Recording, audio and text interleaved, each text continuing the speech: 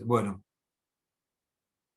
buenas tardes, Eduardo. Entonces, ya podemos Pero como no nos empezar. saludamos hace 2 minutos. Pero ahora o hay que- saludamos para el público que está grabando. para que Bueno, entonces buenas tardes a todos los que están siendo testigos de esto que estamos haciendo, como que nos saludamos, que ya nos saludamos. Bueno, buenas tardes a todas y a todos aparte. A ver, la semana pasada voy a empezar a compartir pantalla, les aviso para... Por favor. ¿no? ¿Mm? La semana pasada habíamos tratado de ver un poco la vida de Pablo, y ahora vamos a tratar de ver un poquito esto de las cartas.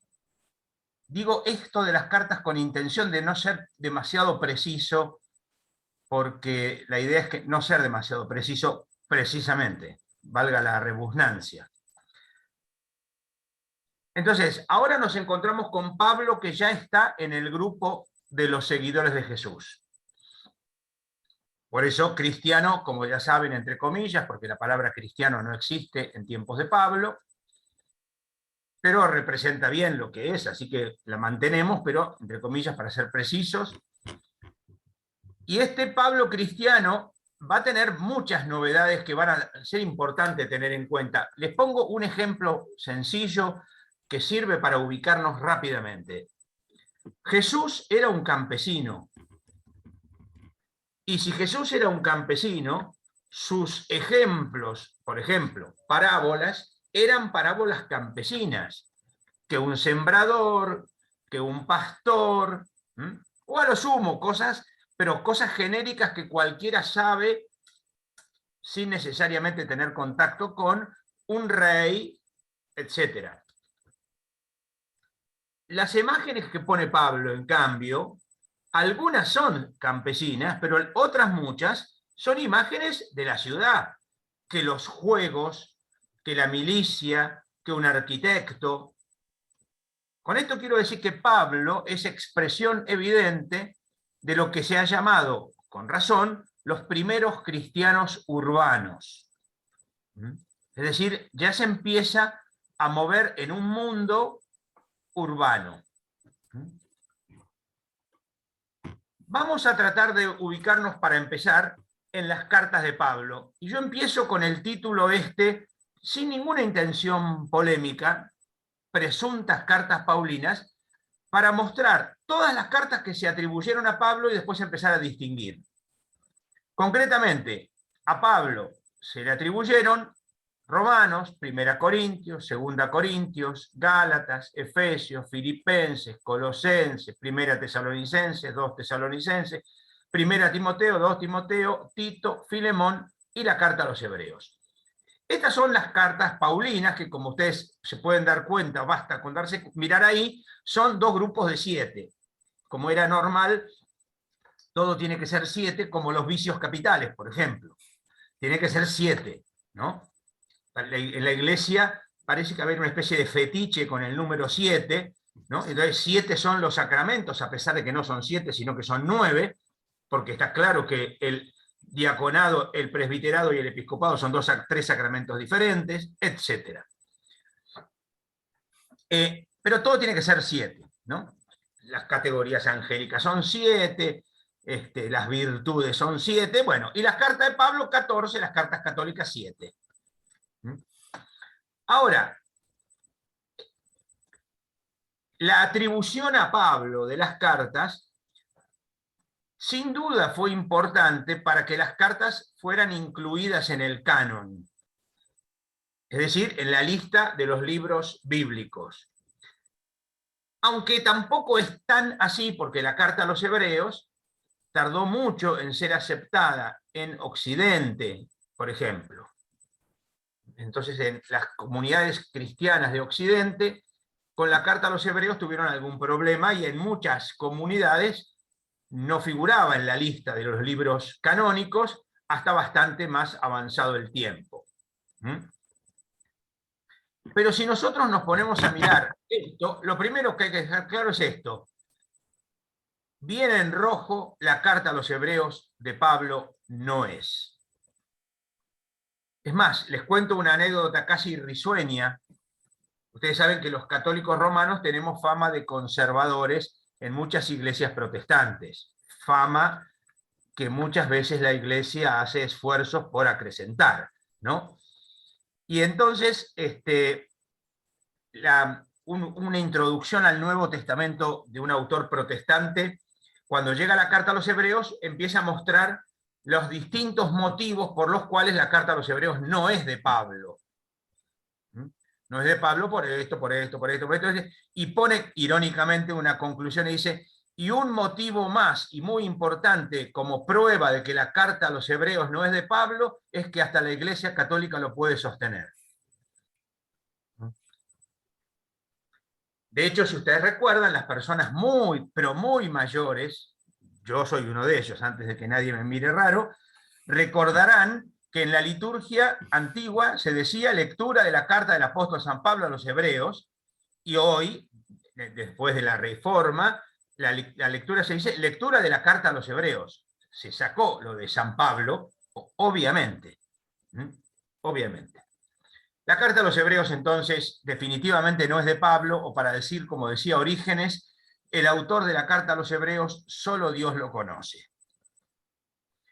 Pero tenemos también otras cartas, las cartas Timoteo 1, Timoteo 2 y Tito, a las cuales se las suele llamar cartas pastorales, en las cuales no me atrevo casi a pronunciar palabra porque está acá el señor rector, que es entrar en su territorio privado y personal, pero son cartas, por lo menos podemos decir, son cartas a pastores. Y entonces podemos llamarlas pastorales en ese sentido, aunque también habría que ver si no son cartas pastorales en otro sentido más, además de que sean cartas a pastores, sino cartas con motivación pastoral. Está bien, todas las cartas son pastorales, pero hay otras cartas que tienen más elementos, por lo menos entre comillas, teológicos. Otras cartas, como por ejemplo 2 Tesalonicenses, Efesios y Colosenses, se discute que sean de Pablo. Si ustedes ven, la intención acá fue en rojo lo que nadie duda, en naranja lo que casi nadie duda, en amarillo lo que muchos dudan que sean de Pablo. Al decir esto, lo único lo que me interesa primero que nada que quede claro es que, salvando el caso de Hebreos, nadie discute que yo conozca que, aunque no sean de Pablo, las cartas tienen teología paulina porque pertenecen a discípulos de Pablo. Es decir, algún discípulo de Pablo o algunos discípulos de Pablo compusieron estas cartas, y si quieren, para decirlo muy sencillamente con este criterio, tenemos una nueva situación, X, la que quieran, una nueva situación a la cual hay que dar una respuesta. ¿Qué nos diría hoy Pablo? Y entonces algún autor, J, escribe en nombre de Pablo lo que está convencido que Pablo le diría a la comunidad en esta nueva situación. Pero a eso hay que añadirle que las comunidades recibieron esa carta, es decir, que las comunidades también interpretaron que eso es lo que Pablo diría.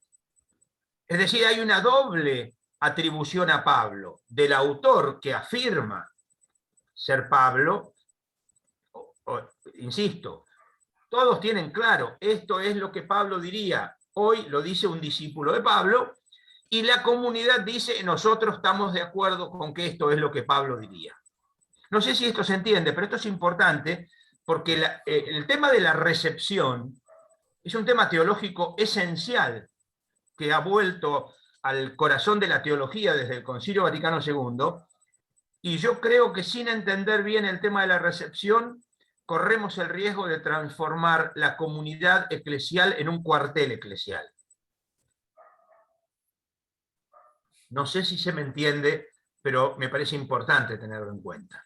El pueblo, en este caso las comunidades paulinas, reciben, y si no hay recepción, no hay no están. Las cartas no existen. Hubieran desaparecido las cartas porque alguien dijo en nombre de Pablo lo que nosotros decimos: Pablo esto no lo hubiera dicho ni loco, esto no es de Pablo. No sé si con esto les queda claro que más allá de la ironía, de nuevo, las cartas que todo el mundo coincide que son de Pablo son 7. Es decir, Romanos, 1 y 2 Corintios, Gálatas, Filipenses, 1 Tesalonicenses y Filemón.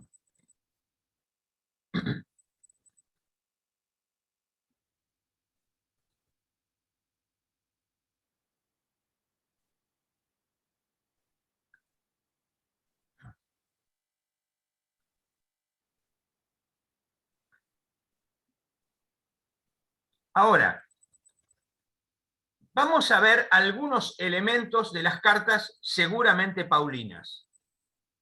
¿Lo ven o no? Porque acá me dice que está en pausa esto. Se ve bien. Pero Sí, no, yo- se ve la misma imagen. ¿eh? Vemos y escuchamos. Sí, pero no Sí, aparece se ve el... bien. No, aparece la primera imagen que puso de las supuestas cartas paulinas, eso aparece. Sí, pero Claro, no sé. yo veo los cuadraditos que remarcan en rojo hebreos, en naranja las pastorales y en amarillo. No, pero es que yo ya salí de ahí. Ah, ¿No no, entiende? Es lo No. que él está preguntando, pero no pasó, no cambió. No, No lo seguimos cambié. No, eso viendo. es lo que... A ver, bueno, vamos a hacer las cosas de otra manera. Exacto. Volveré. Ahí y- está. Sí, sí. Ahí está. Ahí nos vemos todos. Ahí está. Ahí está nuevo, sí. Bueno, entonces, vamos a ver los elementos, algunos elementos, de las cartas que seguramente son paulinas, que todos coinciden que son paulinas. Miren algunos elementos. Por ejemplo, en la primera Tesalonicenses, Pablo dice: decidimos quedarnos solos en Atenas. Enviamos a Timoteo. Acaba de llegar Timoteo. Como ven, Pablo en esta carta nos permite una cierta ubicación geográfica de dónde está el autor en el momento de la composición. ¿Lo ven? Pablo está, por ejemplo, en Atenas. Esto nos permite ubicar que si Pablo acaba de dejar Tesalónica, va a Atenas, si seguimos la ruta, normalmente Pablo de ahí sigue para Corinto. De hecho, más de uno, y no es nada improbable, piensa que la carta fue compuesta estando Pablo en Corinto. Es decir, Pablo sale de Tesalónica, cuando llega a Atenas, manda a Timoteo a Tesalónica, está un tiempo en Atenas, de ahí se va para Corinto, y al llegar a Corinto llega Timoteo con noticias de la comunidad de Tesalónica. ¿Sí? ¿Lo ven? Sí. En el final de primera carta a los Corintios, Pablo les dice: seguiré en Éfeso hasta Pentecostés. Por lo tanto, tenemos acá ahora una nueva referencia geográfica y temporal. Ustedes saben, Pentecostés es en primavera, es la fiesta de los 50 días después de que empieza la primavera, que suele durar 3 meses, ¿no? Así que estamos en el medio de la primavera. ¿Está bien? De una primavera, por supuesto no tenemos la certeza o la seguridad de saber de cuándo.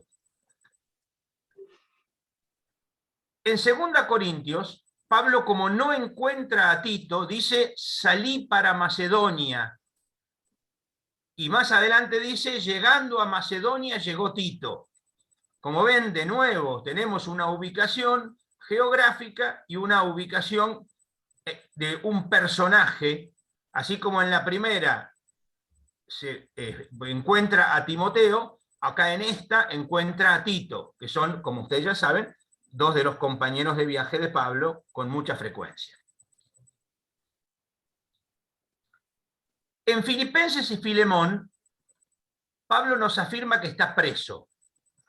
Ahora, acá tenemos un problema. ¿Dónde está preso? Porque él no lo dice. Por supuesto, las comunidades lo saben. Acá hay algo que es importante tenerlo siempre presente. A ver, si ustedes me dicen algo, o vamos a un ejemplo de lo que vivimos recién, medio en broma, pero que sirve, me parece que sirve para ubicarnos. Nosotros empezamos, o mejor dicho, el señor rector empezó a filmar en un momento, pero nosotros veníamos hablando de antes. Entonces, si yo no digo buenas tardes a todos, el buenas tardes ya estuvo, todos los que están ahora en este momento lo escucharon, pero no lo escucharán los que reciben la grabación. Acá la cuestión es lo mismo. Acá, si Pablo o la comunidad X le dice algo a Pablo, o Pablo les dice algo personalmente, nosotros no sabemos ahora, los lectores de 2000 años después, no sabemos de qué estaba hablando, pero ellos sí.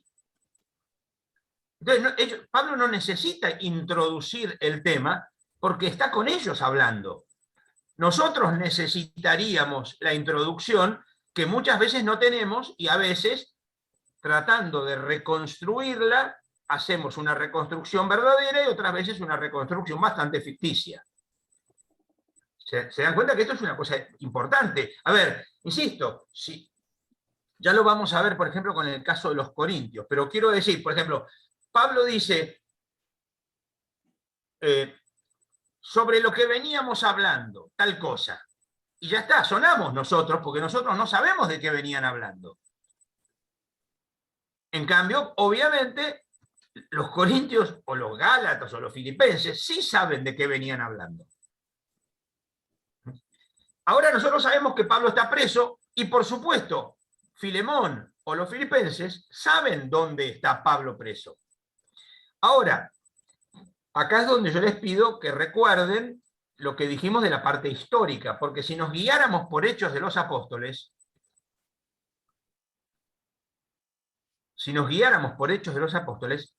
Pablo tiene una breve prisión en Filipos, lo cual es muy raro que los filipenses le escriban una carta y que Pablo le escriba una carta a los filipenses estando en la ciudad. Y si no, según Hechos, Pablo es capturado cuando él va ya definitivamente al final de su ministerio y va a estar preso un tiempo en Cesarea y de ahí va a ser llevado y va a estar preso otro tiempo en Roma. Por lo tanto, si nos guiáramos por la cronología que nos brinda Hechos de los Apóstoles, tenemos que suponer que Pablo está preso o en Cesarea o en Roma. Pero si ustedes recuerdan, yo personalmente puse en duda la prisión, por lo menos la prisión como Hechos de los Apóstoles la narra en Cesarea, y puse en duda la prisión en Roma. Yo tengo mis dudas serias de que esto haya ocurrido o haya ocurrido así. Y de hecho, vamos a verlo en su momento, muchos autores, yo me incluyo, pensamos que Pablo estuvo preso en Éfeso. Y si Pablo estuvo preso en Éfeso, de lo cual Hechos de los Apóstoles no habla, es coherente que esta prisión, o estas prisiones, fueran una prisión en Éfeso, de la cual Hechos de los Apóstoles no habla. Pero en ese caso, obviamente, estamos en dos cronologías muy distintas. A ver, Pablo estuvo preso en Éfeso, según parece, y vamos a verlo en su momento, antes de no encontrar a Tito y salir para Macedonia. Antes de eso. Por lo tanto, Filipenses y Filemón serían posteriores a esa parte de la carta a los Corintios. Por supuesto que si Pablo escribe desde la prisión en Cesarea o en Roma, es muy posterior a todo eso. Demos un paso más. En Romanos, Pablo les dice que va a llevar la colecta a la ciudad de Jerusalén y de ahí piensa ir a Roma. Pablo va a Jerusalén. Según Hechos, Pablo va a Jerusalén. Cuando Pablo llega a Jerusalén es encarcelado y va después a Roma, pero encarcelado. Si Pablo no fue encarcelado de esa manera, Pablo fue a Roma por sus medios. De esto no sabemos porque Pablo no habla de esto, y Hechos de los Apóstoles teologiza esto, como ya lo vimos. Y con Gálatas tenemos un problemón, como enseguida veremos.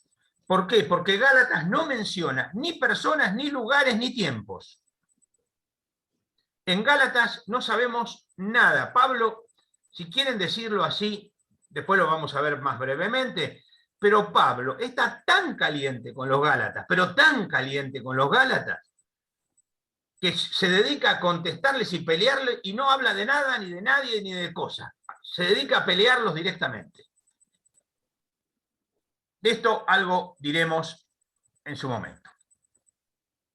No sé si esto más o menos sirve para mostrar simplemente que en las cartas tenemos algunos elementos que nos permiten pensar o establecer una cronología. Además, hay dos elementos.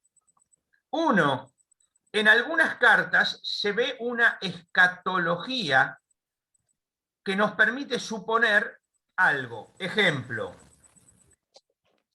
vamos a verlo, Pablo en un momento piensa que él va a estar vivo cuando Jesús venga.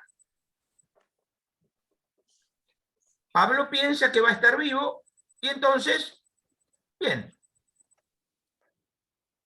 va a estar vivo. Ahora, después de la cárcel, y que la cárcel no era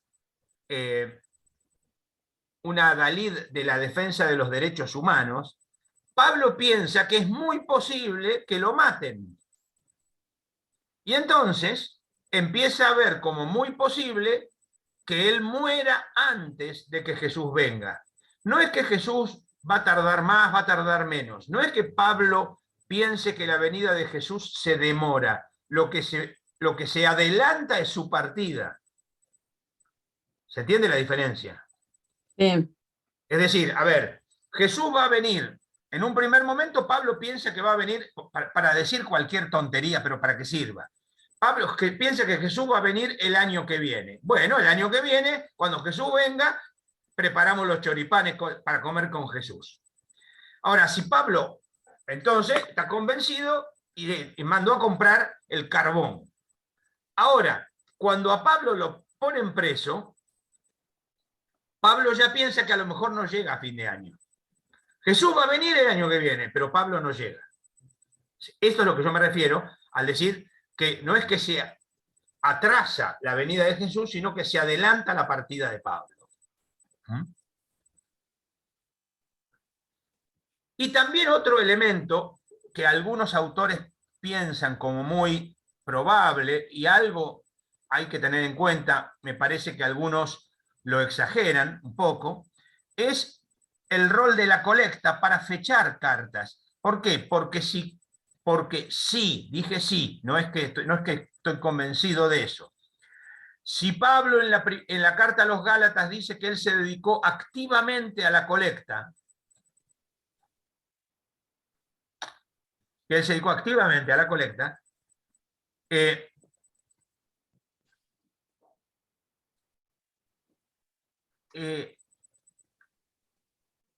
las cartas en las que no hay referencia a la colecta serían cartas anteriores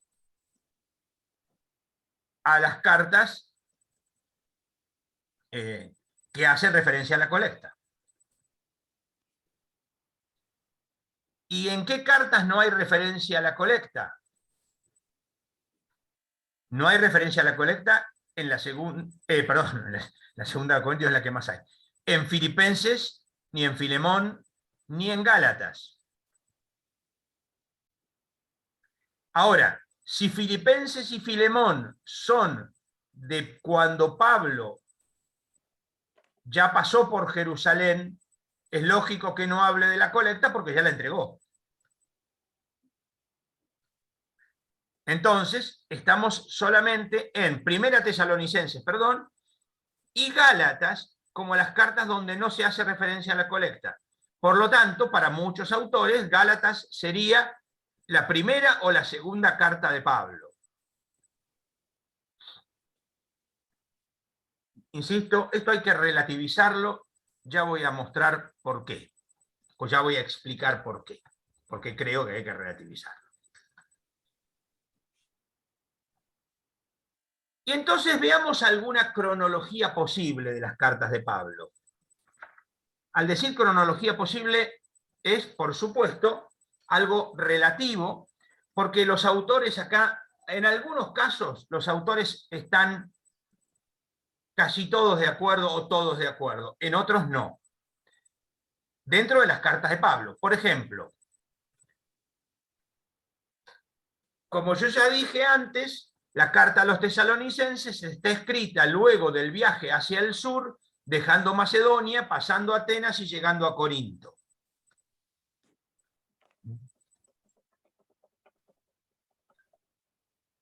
Después vendría primero a los Corintios, cuando Pablo ya deja Corinto. Ya voy a explicar un poco todo esto. Después vendrían los capítulos 10, 13, y acá hay un tema con 8 y 9. Después vendría Gálatas. Después Filipenses, con un asterisco. Después vendría Filemón. Después vendría 2 Corintios 1, 7. Y después vendría Romanos. Este parece ser un orden muy probable de las cartas de Pablo. Pero para que se ubiquen ustedes, Primera Tesalonicenses tiene que haber sido escrita más o menos años 51-52, y Romanos como muy, lo máximo, 57. Quiero decir que estamos hablando de 6 años de diferencia en total. Digo para que no piensen que estamos hablando de 40 años, que uno puede decir, bueno, acá tiene que haber habido un cambio fundamental de la teología y entonces ya no dice esto, cambió esto otro, pasaron cosas. Acá lo que hay que tener siempre muy en cuenta es que Pablo, cuando escribe, el Pablo que escribe no parece que tenga demasiada variante, más allá de esto que les decía de la prisión. Pero cada comunidad tiene sus temas, sus problemas, sus interrogantes, sus crisis, sus problemas, a las cuales Pablo intenta dar una respuesta. Y entonces, es normal que en una haya un tema y en otra a lo mejor el mismo tema se enfoque de otra manera.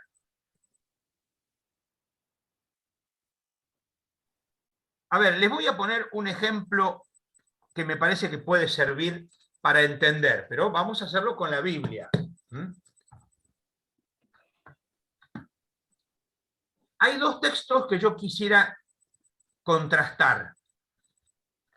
Uno de 1 Corintios 12 y otro de Gálatas 3.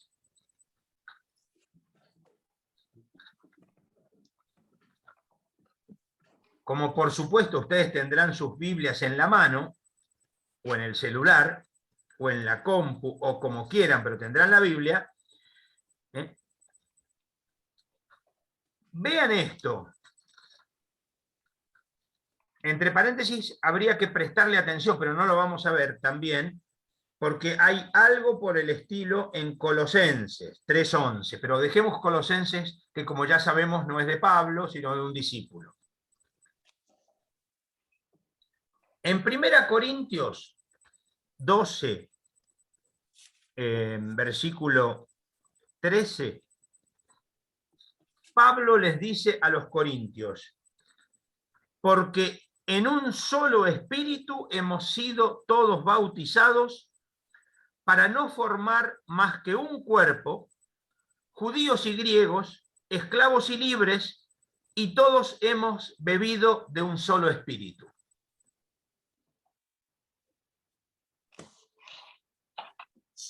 ¿Lo tienen presente? 1 Corintios 12, 13.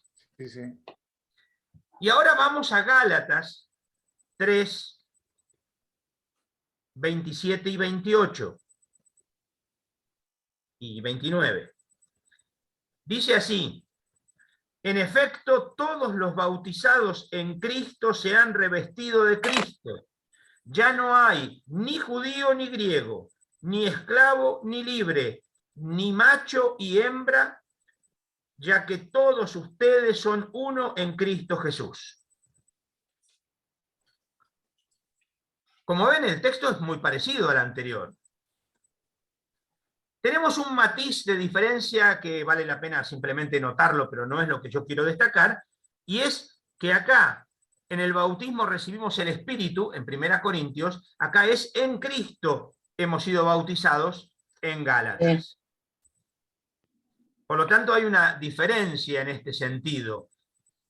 En el Espíritu, en 1 Corintios, en Cristo, en la carta a los Gálatas, que como se pueden dar cuenta, tiene mucho que ver con el tema del debate. En 1 Corintios, la cuestión está en los que se creen que son más espirituales que otros, porque tienen carismas más resonantes, más espectaculares o más resonantes, y entonces Pablo está hablando del Espíritu, que va a ser el tema que convoca en toda esta parte. De hecho, vean ustedes que en 12.1 Pablo lo que va a hablar es de los espirituales. En cambio, en Gálatas, Pablo está hablando de los que están en Cristo y de los que están sin Cristo. Y entonces, en el bautismo, estamos en Cristo. Por lo tanto, la referencia al Espíritu o la referencia a Cristo tiene que ver con la temática que se está desarrollando en la carta.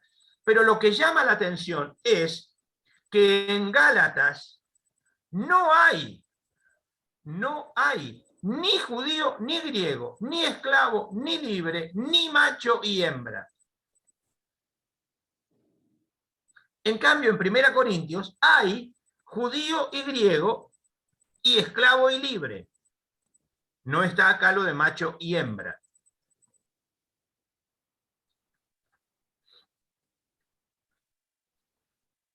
¿Me siguen hasta acá? Entonces, ¿cómo es el asunto? ¿Hay o no hay? ¿Hay macho y hembra, varón, esclavo y libre, judío y gentil, o judío y griego? ¿Hay o no hay? Porque está claro que en uno sí hay. Formar un cuerpo, judíos y griegos, esclavos y libres. Mientras que en el otro, ni uno ni el otro. Esto quiero que ustedes vean para que noten simplemente cómo un tema que parece ser el mismo, el hecho de que aparezca también en Colosenses 3, como les dije, invita a pensar que estamos ante un texto prebautismal que predica lo que, digamos, las consecuencias del bautismo, y que Pablo lo asume. Pablo asume el texto bautismal y lo incorpora en las dos cartas, y el discípulo de Pablo lo incorpora en Colosenses. Por supuesto, Pablo lo incorpora, pero le mete lo que tiene que ver con lo que está desarrollando en la carta. Y acá el tema es este. En la carta a los Corintios, el tema está que hay algunos que se creen más importantes que otros porque tienen más carisma que otros, o carismas más resonantes que otros. Y Pablo lo que les dice es que unos y otros son parte del mismo cuerpo, y que lo que importa es el cuerpo, que es la comunidad eclesial. Y entonces, uno y otro cuentan. En cambio, en Gálatas, el tema está en que algunos dicen estos no, y estos sí. Es decir, judíos sí, paganos no. Y Pablo lo que dice es que estando en Cristo ya no hay nada, no hay ninguna diferencia, porque estamos en Cristo donde hay una unidad, somos uno en Cristo. Mientras en Corinto Pablo quiere resaltar la diversidad en la unidad, en Gálatas Pablo quiere resaltar la unidad frente a los que entienden la diversidad como conflictiva. ¿Se entiende?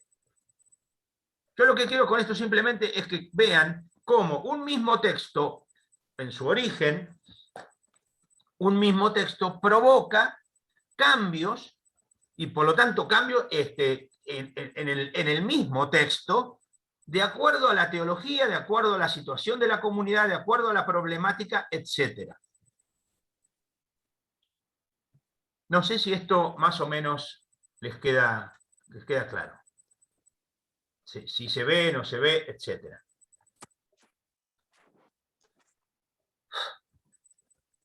Bien.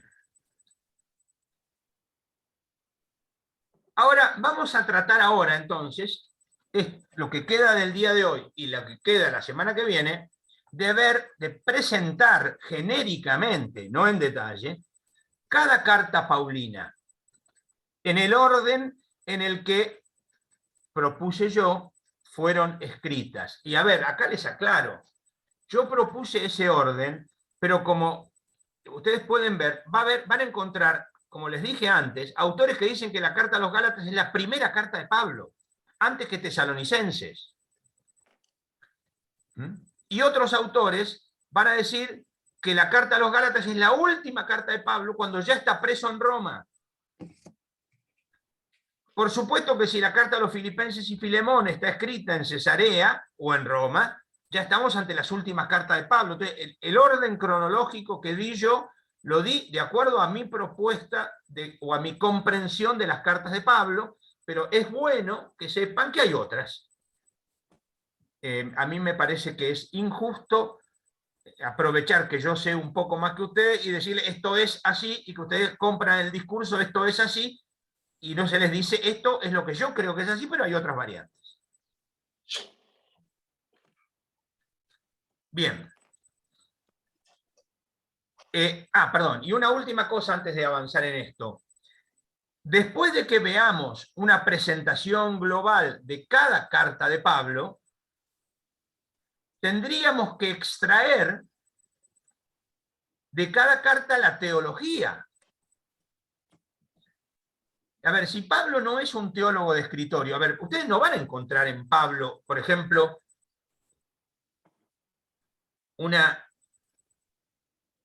A ver, ¿qué dice Pablo de la Eucaristía? ¿Pablo cree en la presencia real de Jesús en la Eucaristía, como sostiene la Iglesia Católica Romana? Ni idea. Pablo no habla de eso. No dice nada. Y entonces, es que Pablo está contestando a lo que se le Utiliza pregunta. las palabras de Jesús en la carta a los Corintios, pero en ningún momento habla si es Por eso. transustanciación, si es presencia, si... Por eso lo estoy diciendo. ¿Sí? Es decir, no tenemos ni idea. Y lo mismo de muchos otros temas. ¿Qué piensa Pablo de la iglesia? ¿Cuál es la consecuencia del bautismo? ¿Qué piensa Pablo de la antropología? Pablo, no sabemos, porque insisto, y acá la clave está acá, es darnos cuenta que Pablo es un teólogo no sistemático. Pablo no es un teólogo de escritorio. A ver, si ustedes quieren saber qué piensa San Agustín sobre la Trinidad, es razonable ir a buscar De Trinitate. Después se puede ver y complementar con lo que dice aquí o allá. Pero Agustín sistematiza su pensamiento sobre la Trinidad en un tratado, De Trinitate. Punto. Si ustedes quieren saber qué piensa, no sé, tal otro teólogo, bastan y buscan sus tratados. Pablo no es un tratadista, no es un teólogo de escritorio, Pablo es un pastor. Y entonces, Pablo es un teólogo en epístola.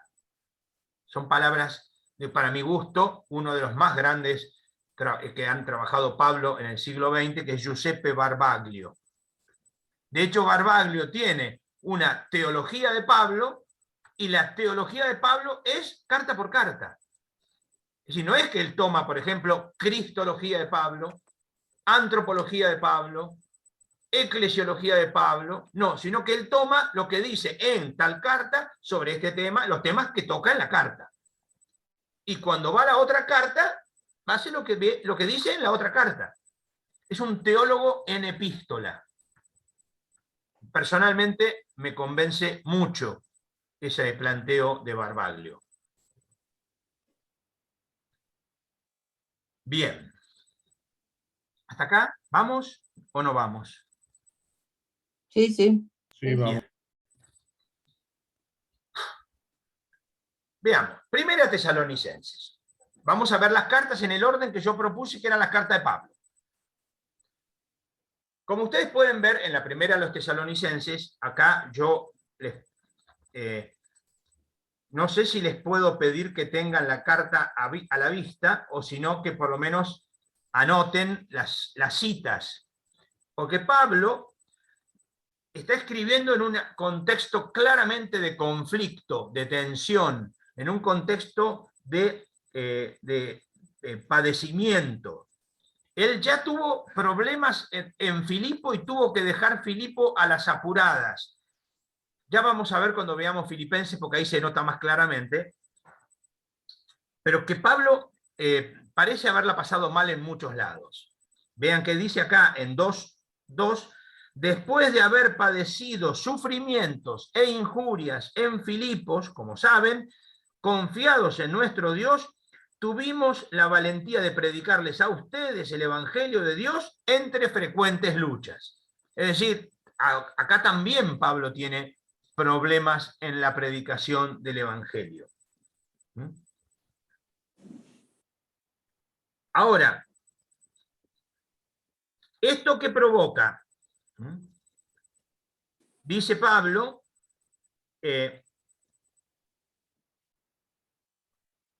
ustedes también sufrieron de sus compatriotas las mismas cosas que los de la comunidad judía, de parte de los judíos, son los que dieron muerte al Señor y a los profetas, y dice, y nos impidieron predicar a los gentiles para que se salven.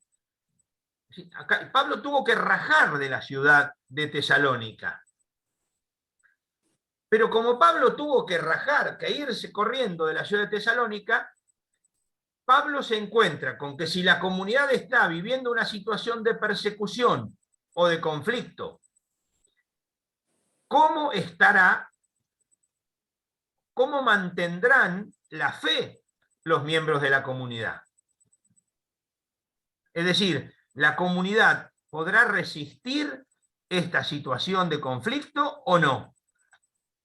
Esta es la pregunta que se hace Pablo. Y es más, Pablo dice expresamente que más de una vez intentó ir a Tesalónica precisamente para sostenerlos en la fe, y evidentemente no lo dejaron entrar.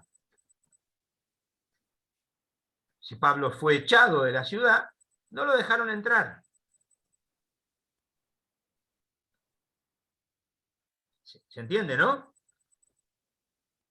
Y entonces, Pablo, ¿qué es lo que dice? Que entonces, como no lo dejan entrar, manda a Timoteo, por lo cual 3:1, no pudiendo soportar más, decidimos quedarnos solos en Atenas y les enviamos a Timoteo, hermano nuestro y colaborador de Dios en el Evangelio de Cristo, para afianzarlos y darles ánimo en su fe. Este es el tema que le preocupa a Pablo. La situación de Tesalónica puede ser preocupante porque la situación que están viviendo es preocupante. Entonces, ¿qué pasa con la fe de los tesalonicenses?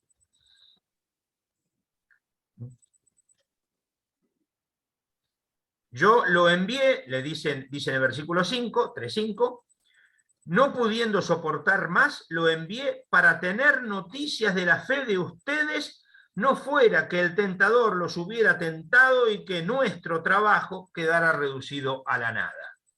Es decir, lo poco que pudo hacer Pablo antes de que lo echen, quedó destruido porque la situación de conflicto que vive la comunidad es dramática.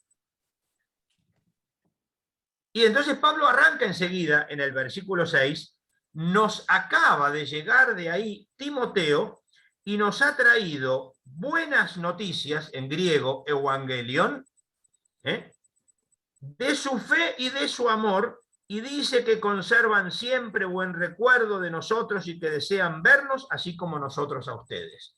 Como ven, Timoteo viene con buenas noticias. La fe de la comunidad está intacta y ellos, además, viven en el amor entre ellos. Pablo respira. Hemos recibido de ustedes un gran consuelo a causa de su fe en medio de tanta congoja y tribulación. esto, perdón, esto que acabo de decir, es versículo 7, siempre el capítulo 3.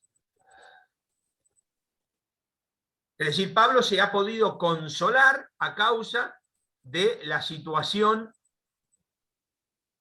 que, a pesar del conflicto, la comunidad conserva la fe y vive en el amor. Y entonces Pablo les dice una serie de cosas, casi podríamos decir sueltas, de consejos piadosos: sean buenos, quiéranse, respétense, trátense bien, no se dejen influir, cosas así sueltas, genéricas, que son normales en cualquier exhortación. Y entonces en el capítulo 4, después de haber presentado la situación, Pablo pasa a aconsejar, a exhortar. Acá es donde aparece un verbo que ustedes conocen, aunque a lo mejor no se den cuenta que lo conocen, a lo mejor sí, que es el verbo parakaleo, que se suele traducir bien por los exhorto. El verbo parakaleo es muy amplio, es exhortar, pero también es consolar, también es confortar, también es abogar. Por eso el paracaleador, se los digo irónicamente, es decir, el paráclito, es consolador, abogado, defensor, animador, etc. La palabra que ustedes sin duda conocen es paráclito, evangelio del domingo pasado, que es precisamente eso, es el sujeto sustantivo del verbo parakaleo. Y entonces, como en muchas cartas de Pablo, después de una parte teórica, la parte teórica suele abundar en verbos en indicativo, pasa después a una parte más exhortativa, una parte más práctica, donde abundan los verbos en imperativo: hagan esto, hagan aquello, sean así, sean asá. Entonces, la parte exhortativa, en este caso, si ustedes ven, en 4.1, directamente: por lo demás, hermanos, les rogamos y los exhortamos en el Señor Jesús.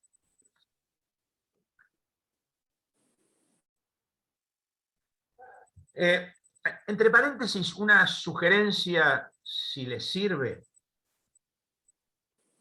Cuando ustedes vean en las cartas de Pablo el término hermanos en vocativo, vocativo es cuando se dirige a ustedes, hermanos, no cuando habla de los hermanos tal cosa, mis hermanos acá, no sé.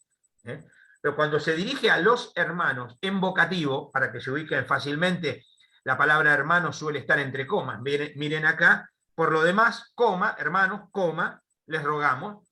Yo les sugiero que la subrayen, porque suele ser indicio de algo que empieza o alguna vez de algo que termina.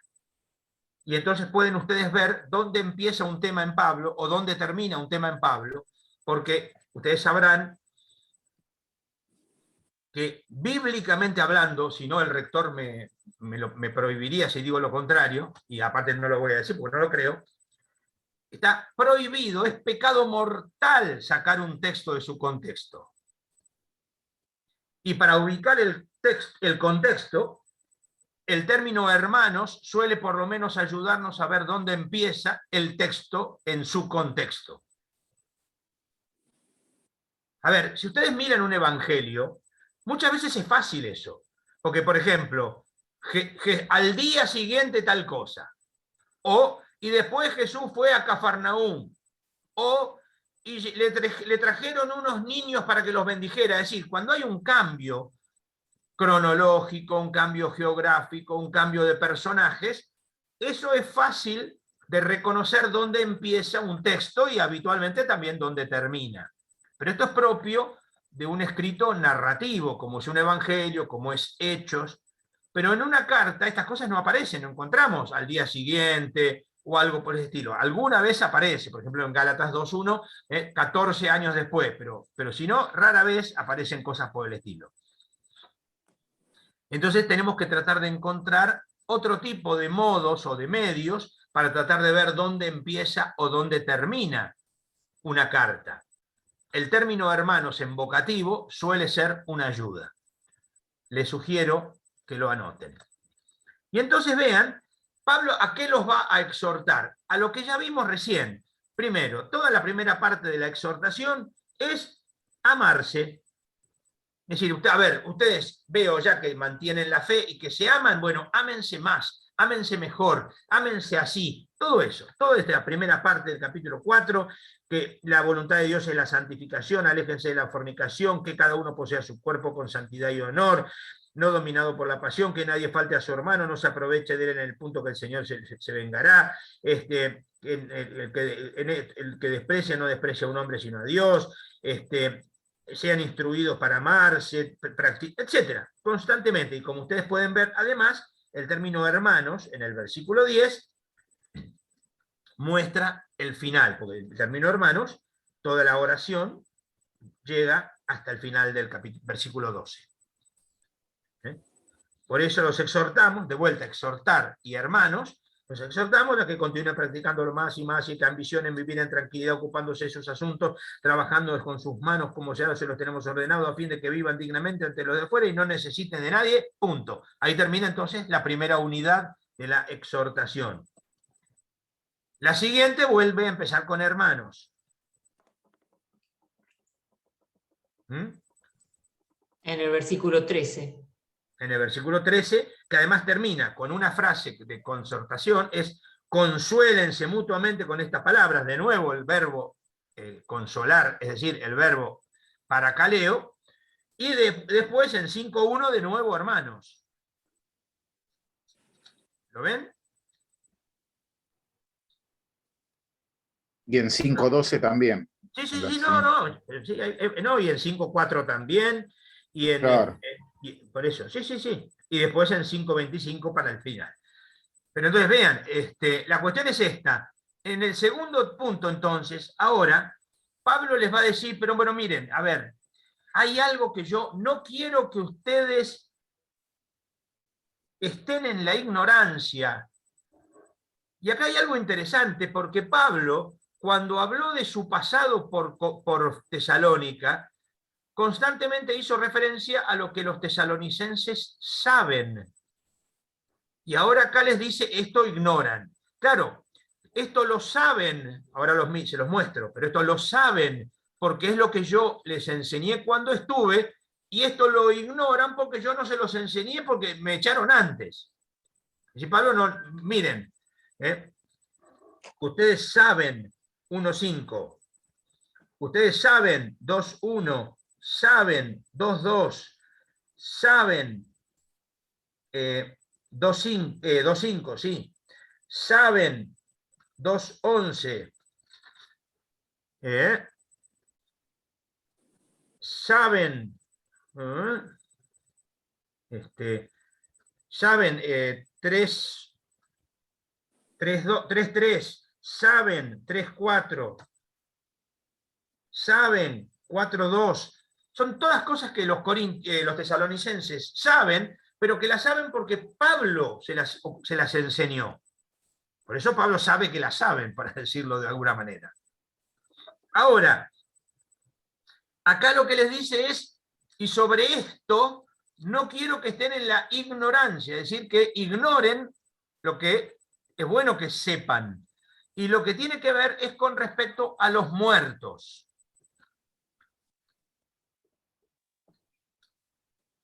No queremos que estén en la ignorancia respecto de los muertos. Si creemos que Jesús murió y que resucitó, de la misma manera Dios llevará consigo a quienes murieron en el Señor. ¿Dónde está eso? Versículo 14. Les decimos esto como palabra del Señor. Los que vivamos, los que quedemos hasta la venida del Señor, no nos adelantaremos a los que murieron. Es decir, Pablo lo que quiere destacar acá es que Jesús va a venir, y si alguno murió antes de que Jesús venga, no se va a quedar sin el choripán, porque acá la cosa es que vamos a ir todos para allá. No es que Jesús viene para acá para el choripán, nos está preparando el choripán allá. ¿Se entiende? Acá es bueno tener presente simplemente un dato que es importante, que es este. Ustedes saben que los judíos Bueno, en un primer momento los judíos tenían la sensación de que Dios premiaba al bueno y castigaba al malo. Sí. Entonces Dios premia al bueno, lo bendice, lo premia con larga vida, con bienes, con hijos, etc. Y castiga al malo. Ahora, la experiencia hace pelota esta opinión. La experiencia dice que no, que está lleno de veces en las que al malo le va muy bien y al bueno le va muy mal. No me hagan poner ejemplos contemporáneos, pero cualquiera los puede pensar. Está claro que hoy somos testigos, y ayer y mañana, de que a veces al malo le va muy bien y al bueno le va muy mal. Ahora, ¿qué pasa cuando para peor ya no es que al bueno le va mal, sino que al bueno lo matan por ser lo que tiene que ser? Que es el caso de, por ejemplo, en épocas del Imperio griego. Es decir, al que circuncida a su hijo, lo matan. Al que respeta el sábado, lo matan. Al que tiene un libro de la Torá, lo matan y le queman el libro. Entonces, ¿qué pasa en estos casos? ¿Qué pasa? Entonces, en algunos grupos muy chicos en un primer momento, más grandes después, empieza a aparecer la idea de la resurrección. Pero la resurrección, en un primer momento, es volver a esta vida y seguir viviendo, pero ahora sin el conflicto, sin la violencia, o si quieren, en shalom. Y entonces, el que murió vuelve a vivir desde la edad que murió, tendrá hijos, comerá, bailará, descansará, y de viejo morirá.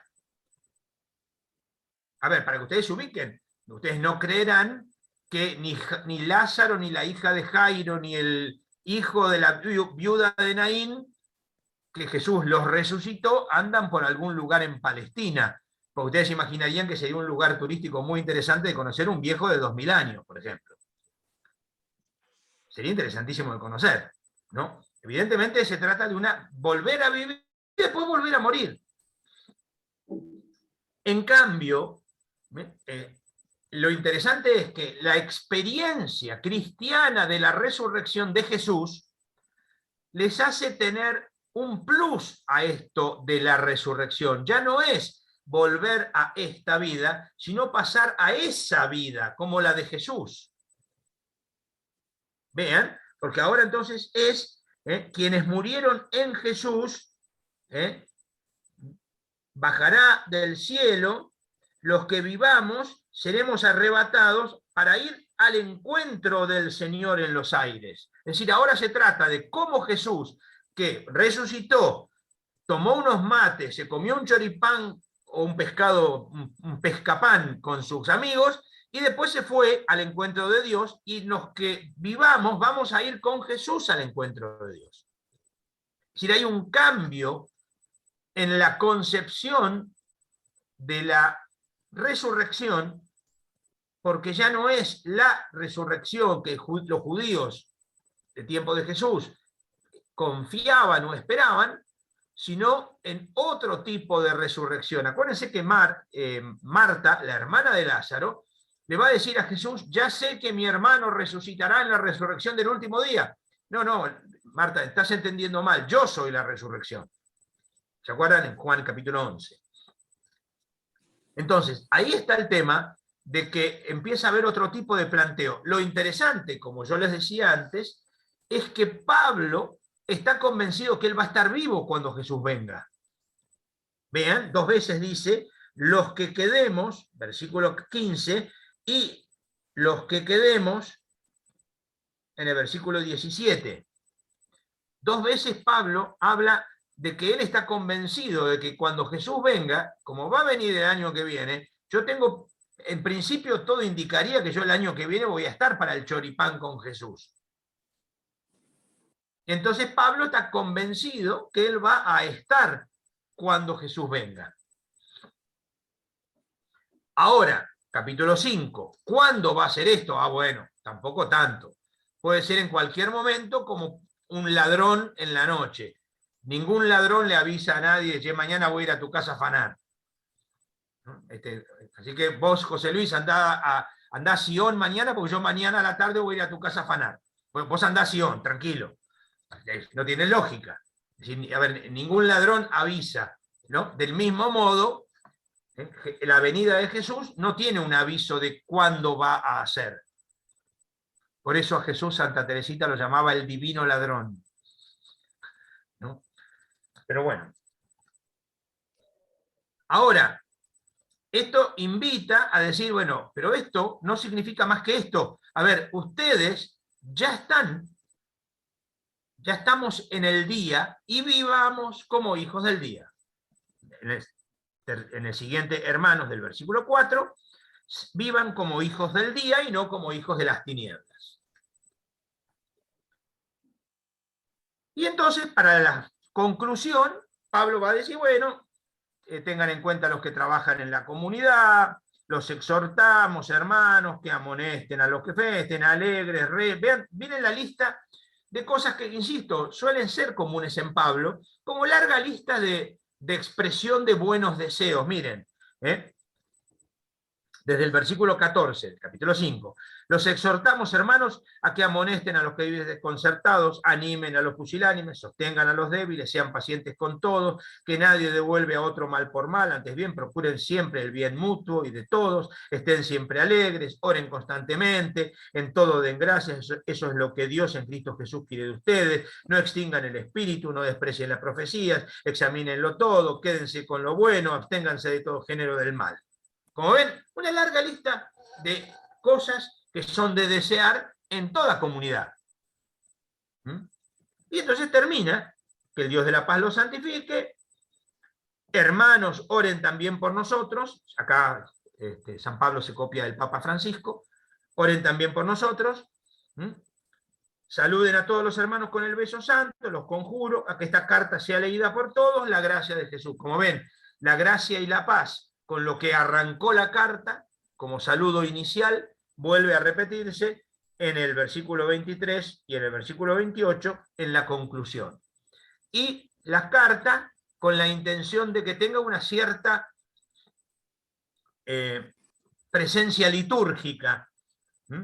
La carta debe ser leída y darse el beso de la paz.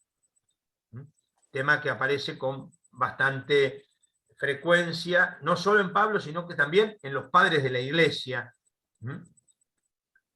Aunque después algunos padres van a tratar de frenar un poco porque había algunos que se entusiasmaban mucho con el beso de la paz.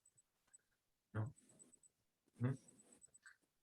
Porque, por ejemplo, hay algún padre muy interesante que dice, por ejemplo, cuánto añoro besar esos labios que han anunciado el Evangelio. Por ejemplo, son temas muy habituales, insisto, en los escritos más tardíos. Como ven, de esto habla la carta a los tesalonicenses. Vamos a la primera a los Corintios. En la primera a los Corintios, vean el capítulo 7, versículo 1, Pablo les dice, en cuanto a lo que me han escrito, y sigue. Es decir, los corintios le han escrito a Pablo una carta haciéndole algunas preguntas. Esa carta, todo lo indica, fue llevada por Estéfanas, Fortunato y Acaico, a los que Pablo hace referencia en el final de la carta, lo dice en el versículo 17 del capítulo 16. Estoy lleno de alegría por la visita de Estéfanas, de Fortunato y de Acaico, que han suplido la ausencia de ustedes. Pablo entonces, probablemente Estéfanas, Fortunato y Acaico fueron a verlo a Pablo, llevándole una carta con una serie de consultas que los corintios quieren hacer. ¿Hola? Chau, chau. Sí, sí. ¿Ah? Entonces, vean, acá Pablo va a contestar, y Pablo va a contestar las preguntas que los corintios le hicieron usando siempre la misma fórmula, que que es peri de. Usando el peri de, Pablo contesta las preguntas que le hicieron acerca del matrimonio, acerca de casar a la hija, acerca de la carne ofrecida a los ídolos, acerca de los espirituales, acerca de la colecta, acerca de Apolo.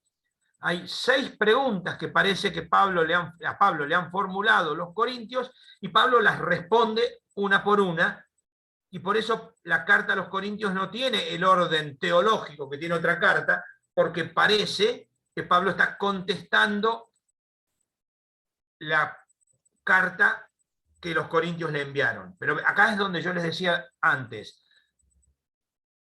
nosotros podemos suponer con bastante probabilidad que Pablo está contestando la carta que los corintios le enviaron. Los corintios lo saben. Ellos le enviaron la carta, ellos saben que Pablo está contestando o no está contestando, saben lo que preguntaron, saben lo que dijeron, saben si hay algo que es dicho de los corintios o no es dicho de los... A ver, les recuerdo que, por ejemplo, las comillas no existen.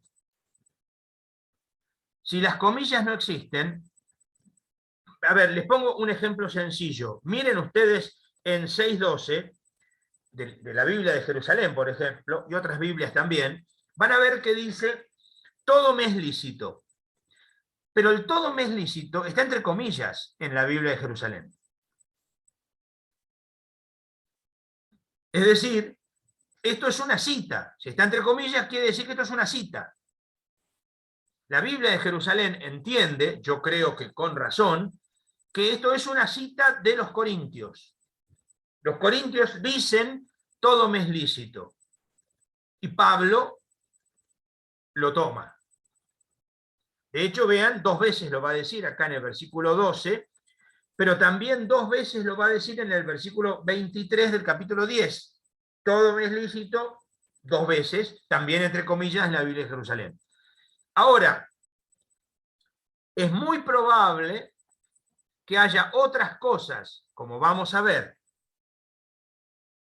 de la carta de los corintios, que Pablo la contesta, y los corintios saben que es una cita de ellos. Y Pablo sabe que es una cita de ellos. Somos nosotros los que no sabemos, porque en ese tiempo se escribía sin comillas, y entonces no está con comillas como para que sepamos que esto es una cita de los corintios, o de la carta de los corintios a Pablo. No sé si esto se me entiende, pero esto va a ser importante porque evidentemente no es lo mismo si esto lo dice Pablo que si esto lo dicen los corintios.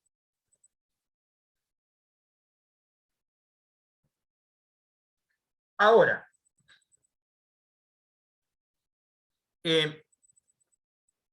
vean entonces, yo les decía, 6 veces se usa el peri de en 7.1, 7.12, perdón, 7.25, 8.1, 12.1, 16.1 y 16.12.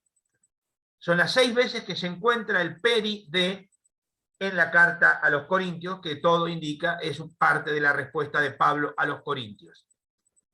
Ahora, sin embargo, Pablo también va a decir que él hay cosas que las ha recibido por información oral. Miren, en 1.10, Pablo dice, 1.11, estoy informado de ustedes por los de Cloe. 1.11. En 5.1, Pablo dice, solo se oye hablar de inmoralidad entre ustedes. En 11:18, oigo que al reunirse en asamblea entre ustedes hay divisiones. Y en 15:24, estoy confirmando la cita, en 15:12, ¿cómo andan diciendo algunos entre ustedes que no hay resurrección? Es decir, yo creo que Pablo, en la carta a los Corintios, responde las preguntas que los corintios le formularon por carta, pero después añade lo que Pablo se ha enterado por información oral, y eso conforma la actual carta.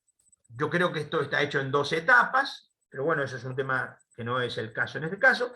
Y entonces tenemos respuestas a la información escrita, perite, y respuesta a la información oral en los textos que acabamos de ver. Como ven ustedes, son textos muy variados, por eso no hay una temática, no hay un tema común en la carta a los Corintios.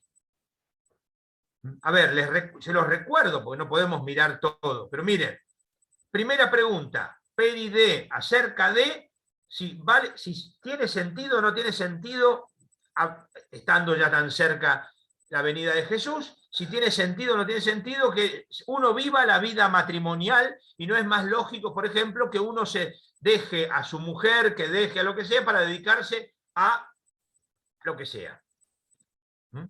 Vean la frase que está citada y que todo indica que es parte de la carta: acerca de lo que me han escrito, bien le está al hombre abstenerse de mujer. Esto es lo que le dicen los corintios. No es lo que dice Pablo. Pablo, en general, vamos a ver, cuando los corintios le dicen algo, Pablo le dice sí, sí, pero, si Pablo asume lo que dicen, pero se los relativiza instantáneamente. Entonces va a decir, por ejemplo, está bueno abstenerse de mujer, sí, pero a causa de la porneia, es decir, de la inmoralidad sexual, no. No. Abstenerse de mujer, no. En todo caso, va a decir, véanlo en el versículo 5, en todo caso, dice, pueden no tener relaciones en el matrimonio, 1, si es por poco tiempo, 2, si es de común acuerdo, y 3, si es para algo importante, como por ejemplo para dedicarse a la oración. Pero, por ejemplo, no que decida uno y el otro se la tiene que bancar, 2, que es para toda la vida, de ninguna manera, y 3, no es porque, por ejemplo, porque el matrimonio es malo ahora, porque estamos en el cielo. No, no, no. Acá no se trata de eso. Se trata, digamos, para alguna cuestión importante, vale, pero no se trata de otra cosa. ¿Sí? En el versículo 25, Pablo va a la segunda carta, va a la segunda pregunta, perdón, va a contestar acerca de qué pasa, por ejemplo, si uno hay que casarse o no casarse. O ahora, Pablo va a decir, mira, no tiene sentido casarse, porque, a ver, si Jesús viene mañana, ¿qué te vas a hacer? ¿Un casamiento? ¿Vas a empezar a planear la vida, la fiesta de boda? Todas esas cosas, no tiene lógica. Ahora, si alguno se quiere casar, cásese. Si alguno quiere casar a su hija, cásela. No está mal. ¿Me parece preferible? No. Segunda pregunta. Tercera pregunta, 8.1. Sobre la carne inmolada a los ídolos. A ver, la cuestión es, si esta carne está ofrecida a los ídolos, yo si como, no le estoy dando culto, no estoy en comunión con el ídolo. Si yo voy a comer la carne que se ofreció en el templo de Cibeles, ¿entro en comunión con Cibeles porque como la carne que se ofreció en el templo de Cibeles? Pablo lo que va a decir fundamentalmente es, si no escandaliza a nadie, come tranquilo. Si escandaliza a alguien, no la comas. El criterio de Pablo es el escándalo en el otro, y el escándalo va a venir por la conciencia que el otro tiene. Si el otro tiene conciencia de que acá hay culto a Cibeles, no comas, porque estás escandalizando a tu hermano. Si el otro no pasa nada, come tranquilo, disfrutá, good show. Y en el capítulo 12, como les decía, algunos andan diciendo que ellos son mucho más espirituales que otros, tienen más espíritu que otros, porque sus dones, sus manifestaciones espirituales son mucho más evidentes. Es evidente que el que habla en lenguas resulta mucho más visible, mucho más espectacular que el tipo que simplemente dice una profecía en una reunión de la comunidad, casi calladito, y dice sí, pero tal, y dice una cosa. Entonces Pablo, ¿qué es lo que va a decir? Es en el capítulo 12 y en el capítulo 14, es, a ver, primero, todos los dones son al servicio de la comunidad, y es más, Pablo les cambia la palabra y le pone la palabra carisma, para dejar claro que es un regalo de la gracia, de la charis. Charismata es de la charis, de la gracia. Es un regalo de la gracia para la comunidad, no es para vos. No te jactes, no te agrandes, no te creas nada, porque lo que vos tenés es un regalo del Espíritu para la comunidad. Y unos tienen uno, otros tienen otro, todo para la comunidad. Ahora, si se trata de preferir, prefieran los carismas que edifican la comunidad. Si vos tenés lenguas, nadie entiende nada. Entonces no le aprovecha a nadie. Si vos tenés profecía, tu palabra profética va a edificar la comunidad. Evidentemente, Pablo va a decir cosas por el estilo. Capítulo 16, Pablo va a decir, organicen bien la colecta. Y capítulo 16:12, 16:1 y 16:12, miren, Apolo no tiene pensado ir por allá por ahora, así que no me vengan con cosas raras. Con respecto a las preguntas, a lo que Pablo ve visualmente en la comunidad, Pablo les va a decir, a ver, acá hay algunos que parece que se hacen partido, yo de Pablo, yo de Apolo, yo de Cefas, yo de Cristo. A ver, acá no se trata de que fulano predique mejor, mengano predica peor, acá se trata de ser coherentes con el evangelio de la cruz. No importa si alguien predica bien, lo que importa es la cruz, el evangelio, la sabiduría de la cruz. En el capítulo 5 y 6, Pablo va a hablar de la vida moral en la comunidad. Es muy largo hablarlo, así que no lo puedo señalar, pero va a destacar la vida como hermanos y como hermanas en el seno de la comunidad. Y esto vale para aquel que por su modo de vida vive ajeno al proyecto de Dios, aquellos que son capaces de llevar a sus hermanos al poder, a la justicia, con todo lo que eso significa, o aquellos que recurren a la prostituta. Capítulo 6. Acá hay, bueno, ya no viene al caso, el capítulo 9, capítulo 13 parecen agregados.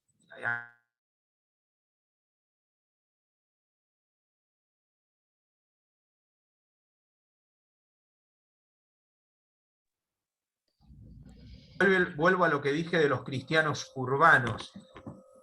En el campo, Jesús como campesino, en el campo es muy fácil pretender que uno va y la comunidad lo mantenga. Eso todavía hoy pasa. Uno va al campo y golpea las manos y le dicen pase y tómese un mate.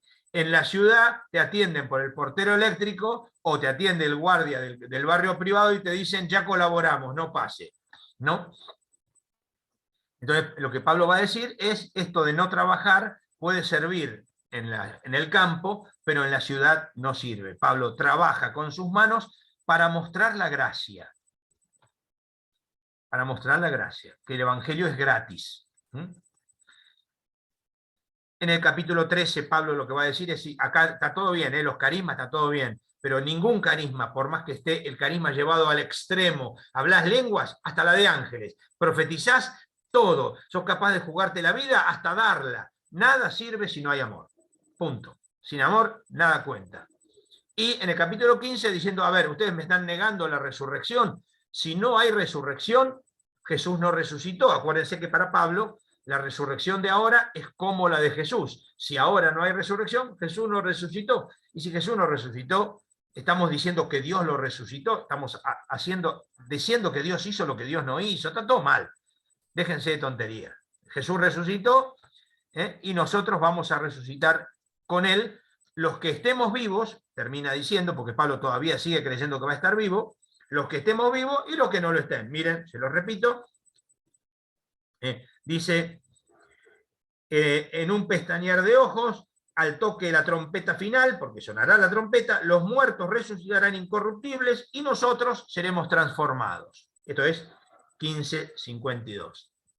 Como ven, y esto me parece importante para redondear acá, y ya es la hora, la primera carta a los Corintios no tiene un tema, sino que son muchos temas sueltos a raíz de la carta que los corintios le enviaron y además a raíz de la información que Pablo recibe a nivel oral. Todo esto motiva que la carta sea una carta muy, muy viva y muy despelotada. Seguimos la semana que viene, ahora estoy dispuesto a las preguntas, por supuesto, pero con esto, la semana que viene. Muchas gracias, Eduardo. Muchas gracias. No sé si alguien quisiera, en estos 4 o 5 minutos que quedan, por ahí agregar algo o hacer alguna pregunta a Eduardo en este ratito.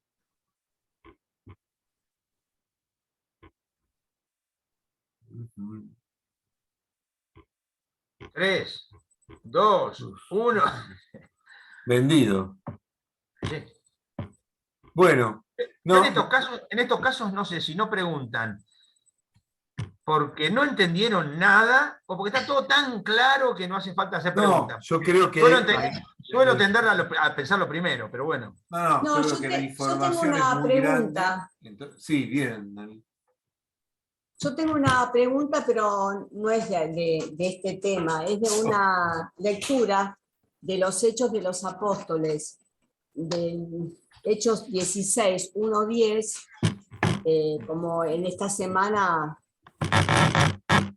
Y lo que no entendí es que Pablo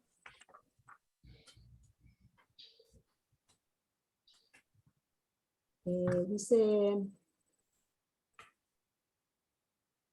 allí llegó a ver de Listra, había allí un discípulo llamado Timoteo, hijo de madre judía convertida y de padre griego, muy estimado por los hermanos de Listra e Iconio. Pablo quería llevarlo consigo, así que lo circuncidó, en consideración a los judíos que habitaban por allí, porque todos sabían que su padre era griego. Entonces yo pregunto, porque si Pablo decía que no hacía falta circuncidar, ¿por qué lo hizo circuncidar? Después pensé, digo, bueno, por ahí para, no sé, para estar bien con los judíos quizás. ¿Por qué lo circuncidó? Si él decía que no, que ya bastaba con el bautismo de agua, ¿no? A ver, Pero primero. no me va a retar. ¿Eh? No, Primero, no. vuelvo al planteo. Esto es Hechos de los Apóstoles, no es Pablo. Esto es teología de Lucas, no teología de Pablo. ¿Mm?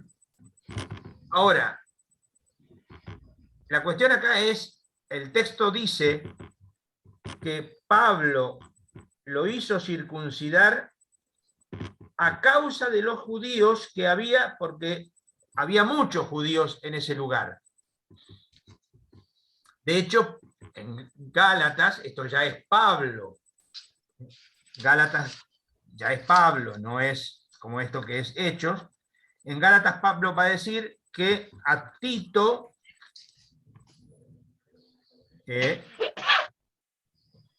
dice, ni siquiera Tito, que estaba conmigo, con ser griego, fue obligado a circuncidarse.